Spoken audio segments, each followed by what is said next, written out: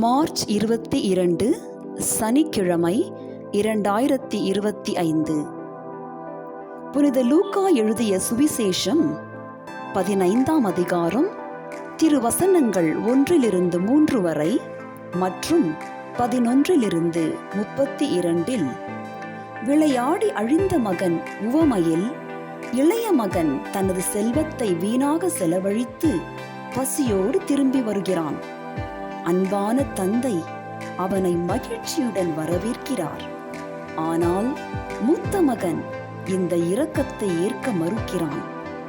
தந்தை உண்மையான மகிழ்ச்சி இழந்தவரின் மீட்சியிலேயே இருக்கிறது என்று நினைவூட்டுகிறார்.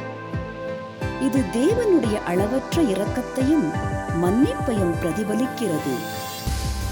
கடவுளின் அளவற்ற இரக்கம், தந்தையின் நிபந்தனையற்ற அன்பு தேவபிதாவின் முடிவற்ற இரக்கத்தை காட்டுகிறது.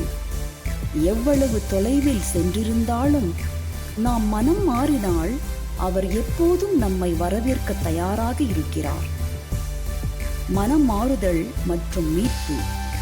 உண்மையான மனமாறுதல் தேவனோடு மீண்டும் இணைக்கிறது. நாம் எவ்வளவு தொலைவில் இருந்தாலும் அவர் நம்மை மகிழ்ச்சியுடனும் அருளுடனும் மீட்டெடுக்க தயாராக இருக்கிறார். பொறாமையின் ஆபத்து. மூத்த மகனின் மன வருத்தம் தற்பெருமை மற்றும் பொறாமையின் ஆபத்தை எடுத்து காட்டுகிறது. தேவனுடைய இரக்கத்தில் மகிழ்ச்சி கொள்ள நாம் இறையுதவியை நாடுவோம். ஜெபம்.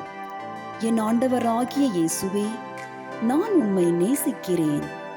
உம்முடைய அளவற்ற இரக்கத்திற்கும் மன்னிப்பிற்கும் நன்றி செலுத்துகிறேன்.